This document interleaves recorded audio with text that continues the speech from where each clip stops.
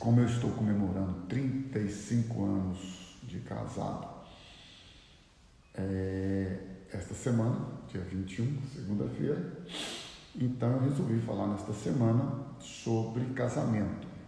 Obviamente este assunto é um assunto que às vezes fica um pouco restrito para os casados ou para os que querem se casar, mas para os solteiros e para qualquer pessoa, eu disse aqui, vale a pena aprender, inclusive para os filhos, para que nós também tenhamos da parte deles, os nossos filhos, ainda que solteiros ainda, eles possam nos ajudar, nos auxiliar, é isso mesmo.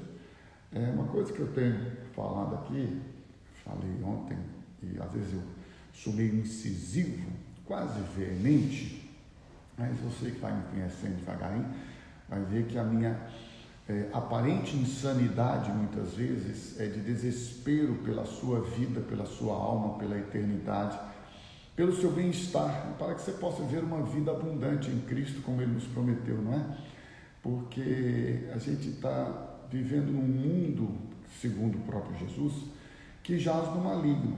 Então, você não precisa parar para ficar adivinhando o porquê das coisas ruins, o porquê de toda essa desgraça que muitas vezes vivemos na nossa nação, na nossa própria vida, muitas vezes, porque o mundo jaz no maligno, um mundo onde o sistema dele é permeado pela ação maligna. Você não pode esperar coisas boas, não é verdade? Então a gente está lutando contra um sistema. Olha que interessante. Eu vejo as pessoas na questão política, social, em todas as áreas, muitas vezes usando essa expressão, ele foi vítima ou ele é vítima do sistema. Gente, veja bem, o sistema deste mundo é um sistema que está se multiplicando, porque no final dos tempos, diz a Bíblia, a iniquidade.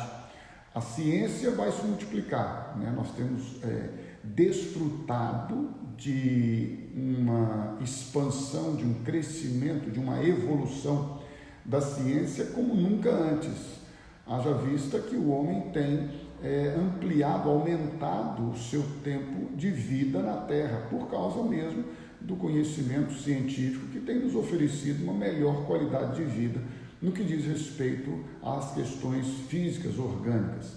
Por outro lado, enfrentamos como nunca um sistema globalizado de comunicação, de interação, que também traz para as nossas vidas um nível de intensidade, de pressão, de conhecimento e de informação que não tínhamos antes.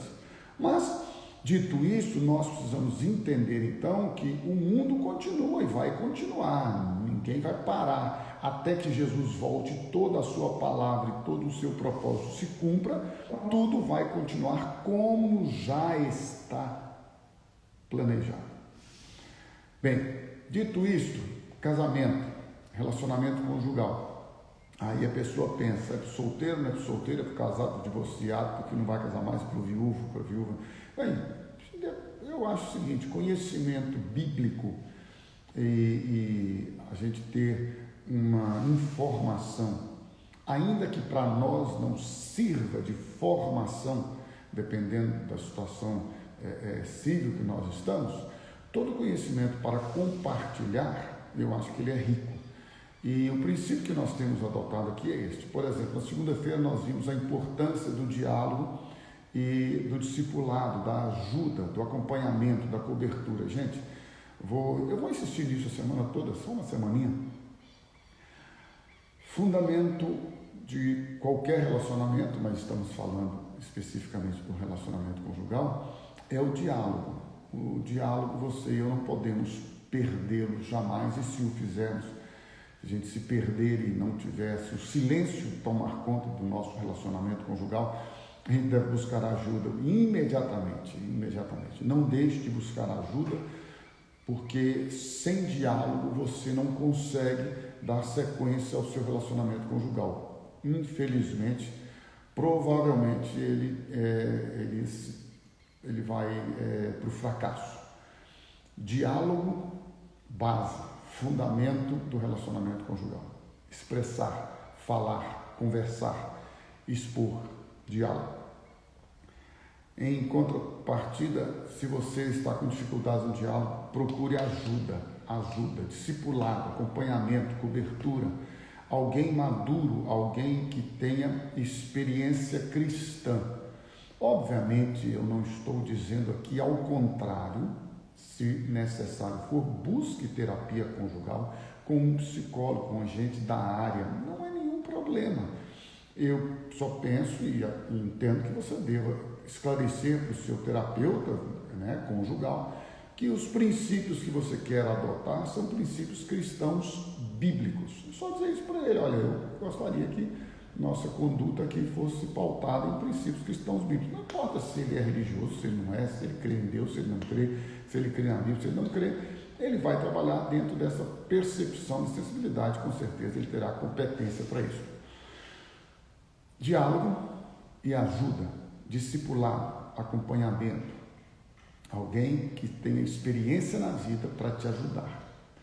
Depois nós vimos a importância do compromisso, do comprometimento. Isso aí eu citei aquela pesquisa para você que mostrou que as pessoas no relacionamento conjugal têm uma probabilidade maior de sucesso quando elas entendem que estão comprometidas e que há compromisso para com elas. Então eu estou comprometido com meu cônjuge está comprometido comigo, e dentro desta perspectiva do compromisso, ou seja, biblicamente falando, da aliança que temos um com o outro, do nosso compromisso celebrado diante do Senhor, para que possamos honrar a palavra que diante dele nós nos propusemos um com o outro.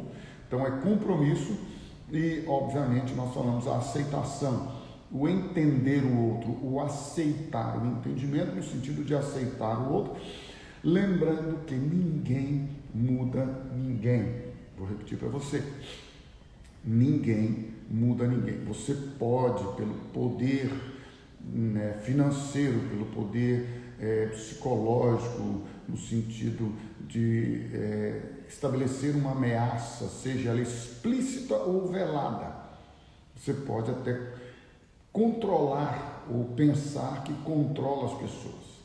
Mas são duas coisas importantes nessa questão de entender o outro e aceitar o outro. Primeiro, você não muda ninguém, você não transforma ninguém. Quem nos transforma é o Espírito Santo, é Jesus. Quem nos livra, quem nos liberta é Jesus. Então, não tente transformar as pessoas, não tente fazer com que as pessoas sejam aquilo que você quer que elas sejam. Não tente provar para as pessoas, impor sobre elas a sua vontade, o seu desejo, ainda que você, com experiência, maturidade, com conhecimento, saiba que aquilo que você deseja para ela é o melhor para você, para o casamento. Mas se você falou, se você dialogou, se você buscou ajuda, se você está cercado de compromisso, de honra na palavra, para de forçar as pessoas e ore por elas. Meu irmão, minha irmã, pare de querer mudar o seu cônjuge. Coloque-o nas mãos do Senhor. Consagre ele ao Senhor. Apresente ele ao Senhor e entrega esta abençoada para Deus. Entrega mesmo, assim como você lança sobre Deus, sobre Jesus, suas ansiedades. Lança este cônjuge encardido que não quer te ouvir, que não quer ceder, que não quer fazer aquilo que você sabe que biblicamente é o melhor. Porque a gente sabe que biblicamente o melhor é amar, o melhor é proteger, o melhor é ceder, o melhor é perdoar, o melhor não é aceitar. Desculpa. A gente sabe disso. Mas ele não entende, ela não entende. Então, ao invés de se brigar e criar uma crise conjugal, vou dar uma dica para você aqui nesse quesito. Ao invés de você gastar o seu tempo falando com o cônjuge, tentando convencê-lo, gaste este tempo orando e pedindo ao Espírito Santo que o convença. eu não tenho a menor dúvida de que os resultados serão melhores, que o seu sucesso será bem melhor se você, ao invés de querer convencer o outro, dedicar-se a orar pelo outro e abençoar o outro. Lembre-se, meu irmão e minha irmã, aceitar o seu cônjuge não é simplesmente estar com ele ou suportar, mas é aceitá-lo como ele é. E naquilo que você entende que ele precisa ser mudado, você orar por ele. Depois que você já falou, não fale mais, ore a Deus, entregue ele, fala: Espírito Santo, convence ele. A Bíblia diz assim, o coração do rei, da autoridade, do Senhor, do maior de todos aqueles que estão sobre a face da terra, esta é a expressão, o coração do rei, ali naquele aspecto específico, cultural, é o que manda, é o que tem autoridade soberana e absoluta. Aí a Bíblia diz assim: o coração do rei está nas mãos do Senhor, e ele, o Senhor, inclina este coração para onde ele quer. Então ele faz o que ele quer com o coração, com a vontade, com o sentimento do rei, assim como Deus faz com os ribeiros de águas. Eu não sei se você já percebeu, mas a natureza, ela cria algumas curvas que você olhando, a gente pensa: puxa vida, se passasse em linha reta aqui era muito melhor, mais rápido. Enfim, a gente tem uma série de interpretações para isso, mas você vê os ribeiros de águas. Aqueles ribeiros são formados pela vontade do Senhor e independe do nosso julgamento, do nosso juízo. Então, assim como o Senhor cria os ribeiros de águas, assim como Ele fez separação entre o céu e a terra, assim como Ele fez separação entre a terra e as águas, entre a porção de terra e a porção de águas, assim Ele inclina o coração do rei para onde Ele quer. Então, nada melhor do que você orar, nada melhor do que você clamar a Deus e entregar a Ele o coração do seu cônjuge. Então veja, diálogo, discipulado, comprometimento, aliança e aceitação, entender o outro, receber o outro como ele é. Ontem nós falamos sobre a questão das finanças, a importância das finanças na vida conjugal. Então nós deixamos claro, não é porque você produz mais ou só porque você produz secularmente, externamente, que você manda no dinheiro. Então nós fomos feitos de uma só carne, o dinheiro não é meu, o dinheiro não é dela, o dinheiro é nosso, a família é nossa, mas nós precisamos tratar tudo na luz, não pode e não deve haver omissão, mentira. Você precisa trazer a situação financeira e colocar à mesa e dizer: olha aqui, vamos conversar, vamos tratar, vamos planejar, porque mais importante do que quanto se ganha é quanto se gasta. A gente já sabe tudo isso, a gente já sabe que é questão de fidelidade, questão de gratidão, de contentamento. Tem gente que vive de aparência, não viva de aparência, meu irmão e minha irmã. Não compre o que você não tem necessidade, a não ser que você tenha sobra. Não compre fiado, já diz que fiado é do diabo. Não compre coisas parceladas se você já não tem o dinheiro. Não use cartão de crédito se você não tem renda suficiente para pagar a fatura, para tê-la já no banco. Gente, eu compro cartão de crédito, mas você já tem um dinheiro para lá guardado, você está comprando só pelos benefícios do cartão, você ganhar pontos, juntar milhas e outros benefícios, ok, joia, sem nenhum problema, mas você está comprando no cartão, para parcelar o cartão, você vai quebrar, você vai gastar seu dinheiro, você está perdendo dinheiro. Gente, se juros fosse bom para ser pago, Jesus não tinha dado o exemplo na parábola dos talentos, que era para aquele que enterrou aplicar no banco.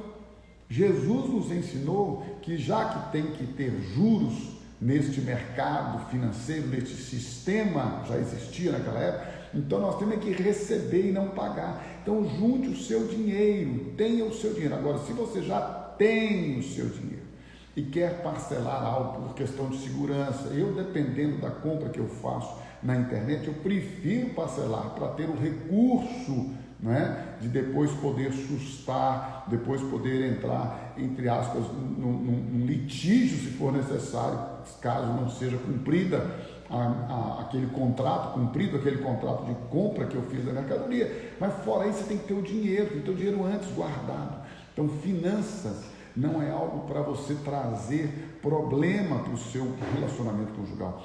Dinheiro, gente, é bênção. O amor ao dinheiro que é a raiz de todos os males. Não é o dinheiro. Dinheiro é bênção de Deus, provisão para nós, para termos, para suprir as nossas necessidades, para repartir com aqueles que as têm e para desfrutarmos, sim. Eu disse ontem, vou repetir, se Deus tem te dado mais do que você precisa para as suas necessidades, sim, desfrute de coisas, inclusive supérfluas, não tem problema, Deus não vai achar ruim porque você está desfrutando do que Ele está te dando, mas não faça dívidas, nunca, jamais esconda do seu cônjuge a situação financeira que vocês estão vivendo.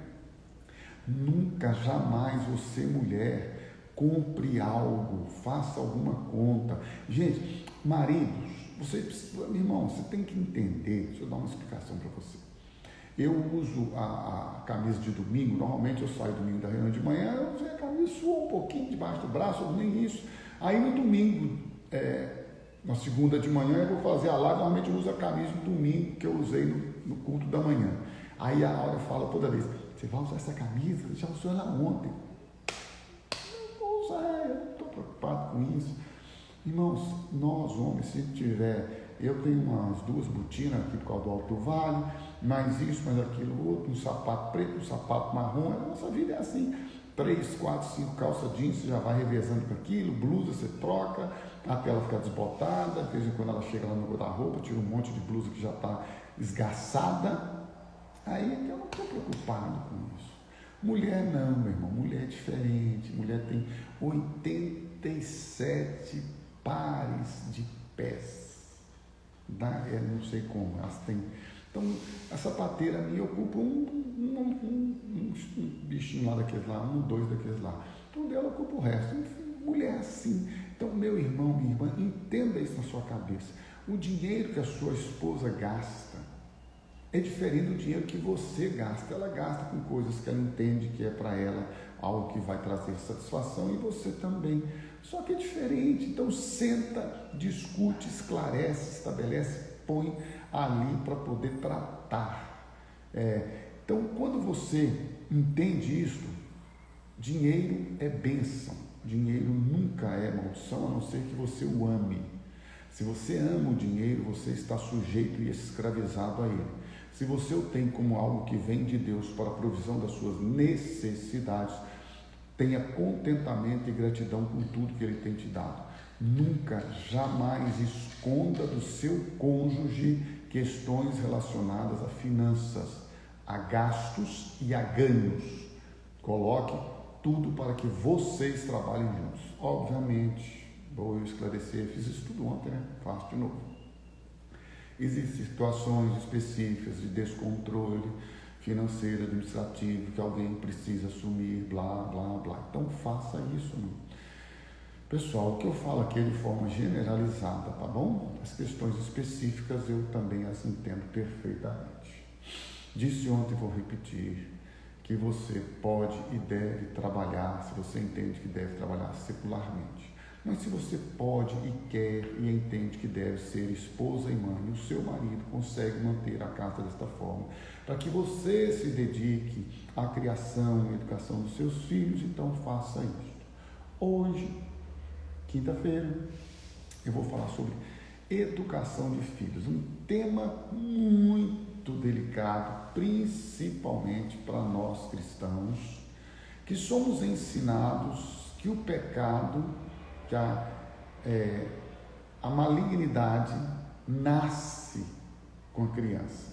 Ela não tem responsabilidade, não responde pela sua natureza, porque ela é, na sua essência, inocente. Ela comete o erro, mas sem dolo. Ela comete o erro, mas não por uma questão, como eu disse aqui, de maldade. Ela é inocente. Tanto é que Jesus disse, se não vos converterdes como a crianças, não herdareis o reino dos céus. Da boca dos que amamentam sai o perfeito louvor. deixai vir a mim os pequeninos. Então, ninguém aqui, por favor, está dizendo que criança é algo maligno, perverso. Por favor, entenda isso. Mas a natureza com que todos nós nascemos, ela é uma natureza pendente para o pecado. Então você, por exemplo, não ensina uma criança a desobedecer, não é verdade? Você não ensina uma criança a mentir. Obviamente, eu estou falando de pais sensatos, né? De gente que tem integridade de coração, de gente que é séria. Então, você não ensina uma criança a mentir, você não ensina uma criança a fazer coisas erradas, você não ensina uma maldade para os seus filhos, mas você vai percebendo ao longo do crescimento deles que naturalmente, de acordo com as suas vontades e com aquilo que vai dar a eles o privilégio de satisfazer os seus desejos, eles naturalmente, quando eu digo naturalmente, é porque não foi ensinado, é natural, flui, fruto da natureza.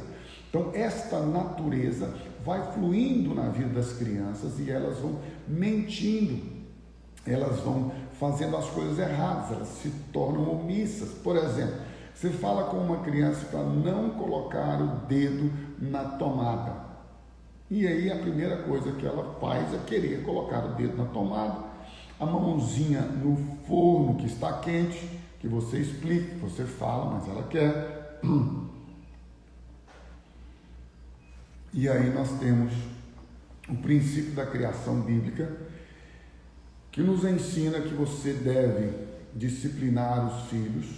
Disciplina esta que não é surra, pancadaria, castigo de tortura, porque muitas vezes, olha o que eu vou lhe dizer aqui, meu irmão, você que tem filhos pequenos ainda e adultos também, porque muitas vezes as palavras ferem mais do que a vara. Hoje em dia é proibido, né? Mais ou menos assim, sei lá como é que funciona essa questão da legislação, mas hoje em dia você não pode dar uma varada numa criança, porque você pode ser preso, quer dizer, isso é uma coisa que perdeu todo o controle, né? Hoje em dia existem inclusive várias teorias na educação que você tem que deixar a criança ali, fazer o que ela quer, para ela aprender com as próprias experiências, blá, blá, blá. Enfim, o que a palavra de Deus diz. Eu não vou entrar aqui no mérito legal, por favor, não vem polemizar comigo. Estou cansadinho para essas coisas de polêmica. Gente, eu não aguento mais ficar discutindo. Se você concordar, beleza. Se você não concordar, segue a vida. Eu te amo do mesmo jeito, me amo do mesmo jeito. Somos um só. A gente não precisa de concordar com tudo. A gente não precisa de, sabe, tem tudo nosso. Não, gente, eu falo que eu entendo que é a minha experiência. Se eu estiver errado aqui, depois eu volto aqui também, peço perdão, peço desculpa, corrijo. Eu não estou preocupado com minha pessoa, com minha palavra. Aí ele voltou atrás. Mas se eu tiver que voltar atrás de uma coisa que eu achei que eu estava errado, ou que eu ensinei errado, eu volto correndo. Pode ficar despreocupado, estou nem aí. Você pensar, e aí, você falou, ensinou, aí falei, ensinei de acordo com o que eu achava, que eu tinha convicção. E se eu ver que está errado, eu vou voltar. Eu prefiro voltar e consertar o erro, que permanecer nele. Mas enfim, você que é pai, veja bem, você que quer ensinar o seu filho, aí eu vou trabalhar com princípios. Ensina a criança no caminho que ela deve andar. Então, é responsabilidade dos pais, segundo a Bíblia, ensinar os filhos. Ensinar os filhos em que sentido? Ensiná-los na palavra. Colocar para eles as verdades bíblicas. Ensinar a eles aquilo que Deus diz na palavra dele. Você não tem que convencer os seus filhos, você não tem que mudar os seus filhos. Gente, os nossos filhos até uma certa idade, eles têm medo, obviamente, quando eu digo medo, no sentido daqueles pais que exercem a autoridade, que exercem a disciplina, porque muitas vezes as pessoas pensam que a solução está no bater. Olha, deixa eu dar uma dica importante para você. Todas as vezes que você corrigir o seu filho fisicamente, com raiva, você já perdeu toda a eficiência da correção. Todas as vezes que você gritar com o seu filho, alterar o tom de voz, gritar, esbravejar, ficar irado, você já perdeu toda a eficiência do ensino, da disciplina, toda. Gente, vamos entender isso claramente. Deus não nos deu filhos para nós os traumatizarmos com o nosso desequilíbrio emocional. O problema é que nós não sentamos para ensinar. Então, algumas coisas são importantes no ensino. Primeira delas, tudo deve ser baseado na palavra de Deus. Isto não significa que nós, e inclusive, e ainda mais eles, vão concordar. Ora, não. Quem disse isso? Eu falei outro dia lá na reunião. Quem disse que eu acho que tudo que eu obedeço na Bíblia é algo maravilhoso, como se fosse um prazer para mim? Você acha que é prazeroso para mim, na minha humanidade, neste corpo, orar e abençoar quem me amaldiçoa, quem me persegue, quem me calunia, quem me difama, quem me dá prejuízo? Não. Você acha que eu acho isso maravilhoso? Ai, que prazer em abençoar o meu inimigo.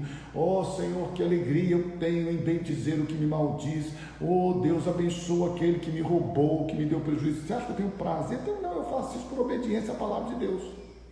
Por obediência. Então, por obediência à palavra de Deus, escute isso. A palavra branda desvia o furor. A palavra dura suscita a ira. Todas as vezes que você corrigir os seus filhos de forma irritada, iracunda, que você estiver nervoso, nervosa, você já perdeu toda eficiência. Esqueça, valeu de nada. Ai, pastor, não fala isso. Todas as vezes que você disser para o seu filho assim, ó, menino, não faz isso que eu te bato. Menino, não faz isso que eu te bato. Menino, já te falei 2 vezes, agora é a 3ª vez, não faz isso que eu te bato. Menino, não faz isso que eu te bato. Olha, eu prometi, estou prometendo, eu vou cumprir. Aí daqui a pouco você já está cheio, sai, dá nele um tapa, bate com a sua mão. Aliás, deixa eu dar uma notícia para você. Nunca use como instrumento de correção física suas mãos. Use-as como instrumento de proteção e de acolhimento, de afeto e carinho. Use suas mãos para tocar os seus filhos, para orar e ungí-los. Use suas mãos para abençoá-los. Não que a disciplina não seja uma bênção, mas tenha nas suas mãos, nos seus membros, agora instrumentos de justiça, de santidade, de bênção para a vida deles. Se você tem que disciplinar os seus filhos de alguma forma física, nunca use as suas mãos, nunca, em hipótese alguma. Tenha as mãos como instrumentos de proteção, de bênção, de acolhimento. Nunca grite com os seus filhos. Nunca ameace.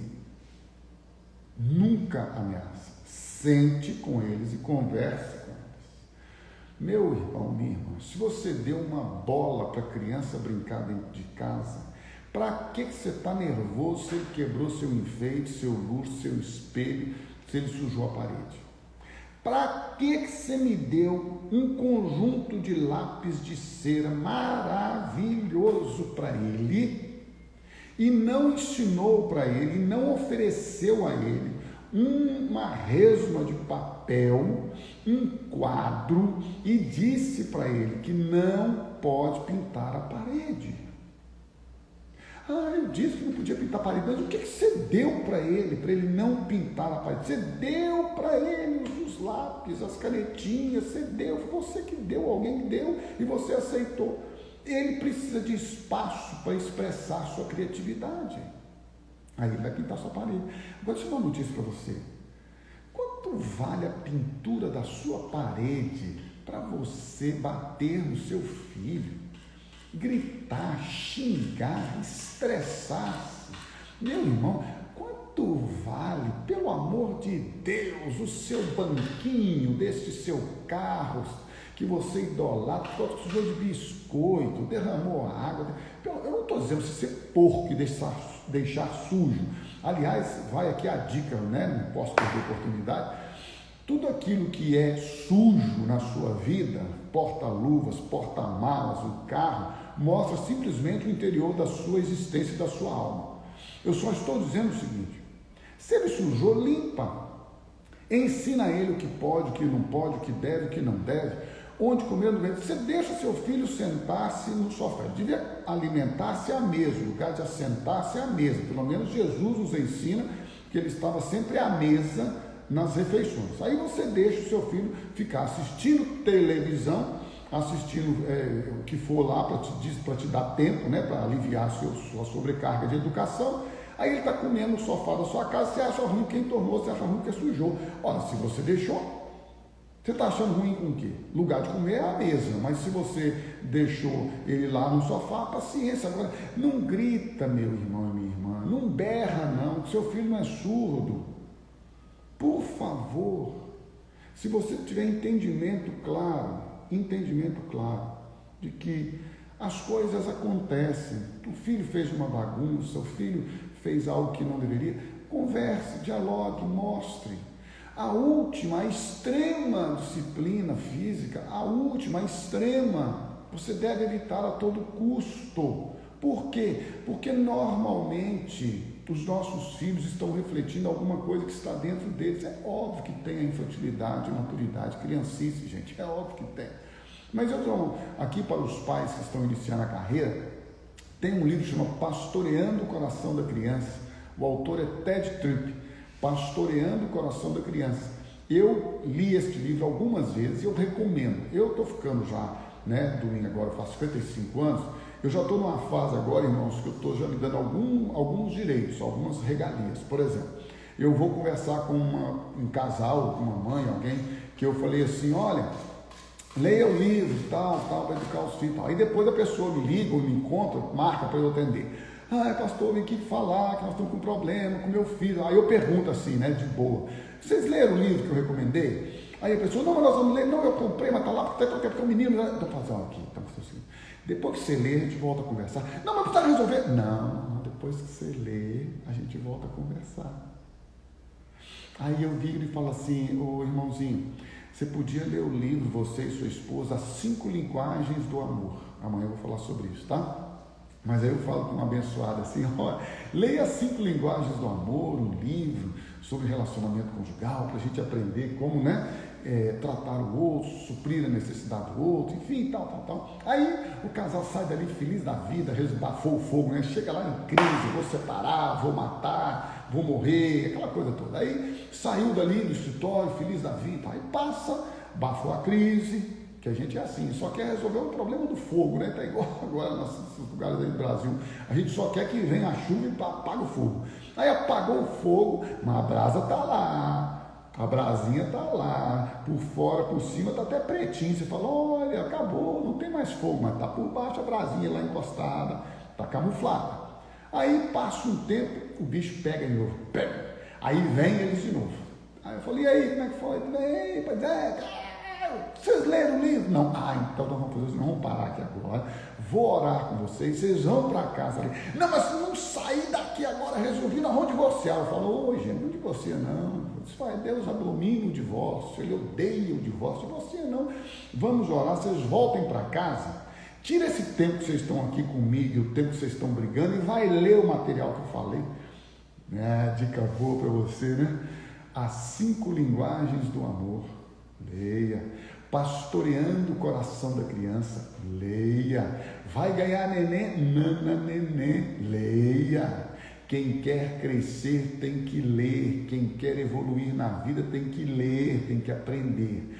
Então, dicas para você na educação dos filhos. Ensina a criança no caminho que deve andar, levanta com ela e muito mais do que ensiná-la a orar, permita que ela veja você orando. Sabe o que é legal? Lá em casa, as meninas, muitas vezes, que a hora acorda, vai ter o tempo devocional dela, eu já acordo antes, de madrugada, enfim, aquela coisa toda. As nossas filhas aprenderam desde cedo, poderiam até entrar, né, batendo na porta, nunca Nunca minhas filhas entraram dentro do nosso quarto, desde pequenininhas, quando não alcançavam a maçaneta, nunca entraram sem bater na porta. Nunca. Acho isso uma coisa horrível.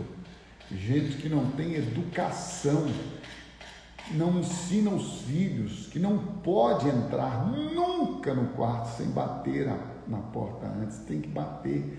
E aí batia, falava, pode entrar. Aí entrava e a mãe estava de joelhos, eu estava orando, nós estávamos orando. Então ensina os seus filhos através do seu modelo de vida e de exemplo. Ensina os seus filhos a falarem baixo. Eu venho de uma família que a tendência é falar um tom de voz muito alto, muito alto.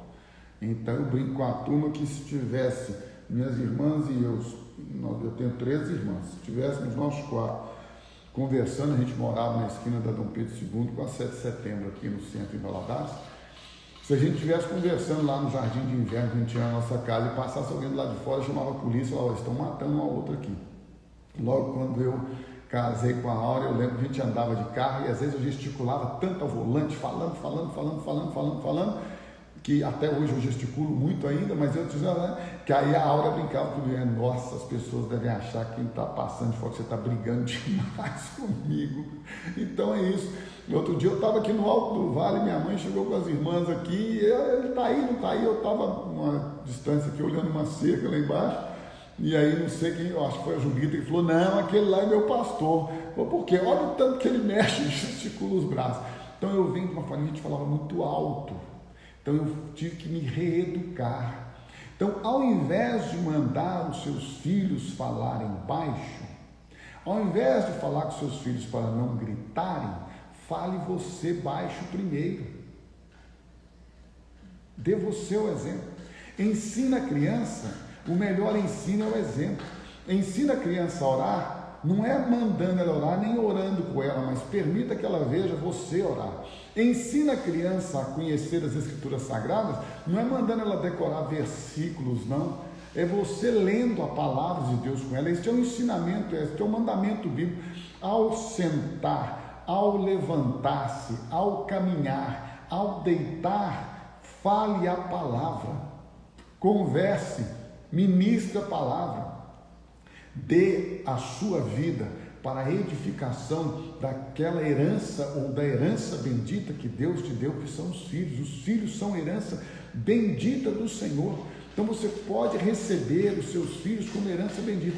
Ah, mas meus filhos já estão agora crescidos, já passou a fase. Está na melhor fase, meu irmão. Eu me converti já com 15, 16 anos. Se minha mãe tivesse desistido de mim porque não deu certo lá na minha infância, eu estava perdido. Mas ela não desistiu, continuou orando, então ore. E lembre-se, independente da maneira como você ensinou, que aqui é uma coisa importante, gente. Tem pais que dizem, mas meus filhos agora são casados, já são adultos, e eu me converti depois. Ora, você vai ser o exemplo agora, e vai dizer para eles, espera aí, o que eu fiz de errado, eu quero consertar se eu puder. O que eu fiz de certo, que bênção, que bom, que foi a misericórdia de Deus. Mas nós podemos mudar tudo agora.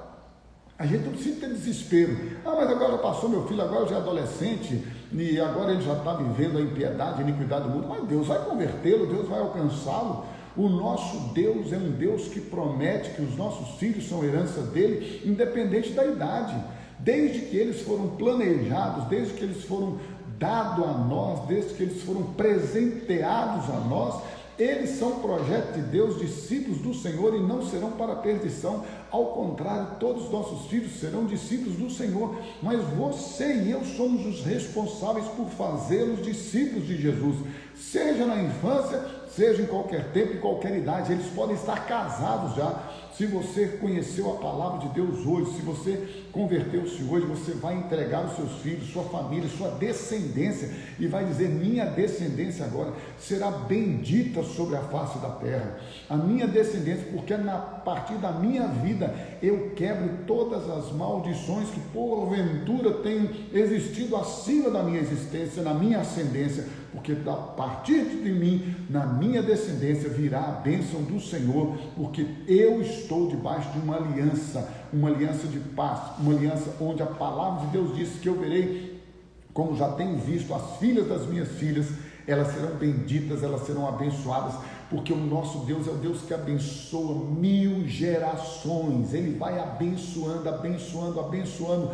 Quando você derrama a glória de Deus sobre a sua casa, quando você derrama a glória de Deus na intercessão, no sacerdócio, você pai, você mãe, e vai uma dica aqui muito legal, você mãe, que porventura é mãe solteira, é viúva ou é divorciada, o seu marido não assume a posição que deveria, não assumiu o fato dele ser o sacerdote, o pastor, o líder, não importa, você tem a autoridade agora em Jesus para abençoar a sua casa e todos os seus filhos serão benditos do Senhor.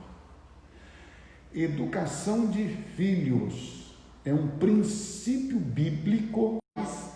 Foram abençoados por Deus com os filhos, para que agora os pais ensinem os filhos, formem os filhos segundo o caráter de Jesus. E os pais são os responsáveis por abençoar. Abençoe o seu filho, sempre abençoe o seu filho, nunca amaldiçoe o seu filho. E lembre-se,